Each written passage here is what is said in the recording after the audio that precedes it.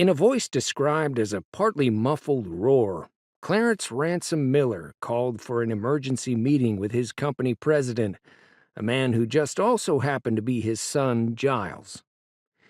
It was a little after 8:30 a.m. on Monday, January 21, 1952, when, inside the offices of Texas Textile Mills, Inc., word reached the company's founder and owner that his precocious middle child was on the verge of investing a substantial portion of the family fortune into something called the National Football League.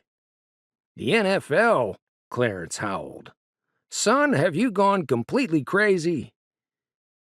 In 1910, with 15 cents to his name, Clarence Miller left his family's dusty East Texas cotton farm and walked the train tracks into Dallas to stake his claim. Not in oil, mind you, in overalls, specifically dungarees, which, as Clarence loved to say, were the only thing in this crazy world that never changed. By 1952, Clarence had built his little cotton company into the largest fabric manufacturer west of the Mississippi.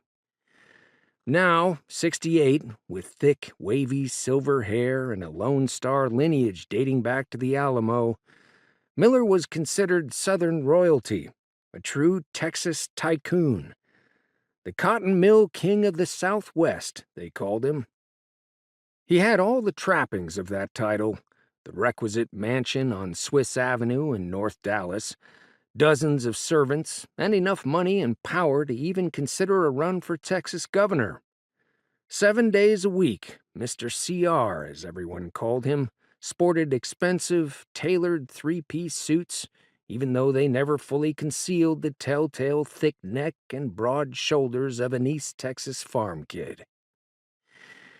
As founder and CEO of Texas Textile for nearly 4 decades, Miller lorded over his fiefdom from behind a massive leather-covered mahogany desk that was so daunting, and let's be honest, more than a little Freudian. It would have looked utterly ridiculous anywhere outside of Texas.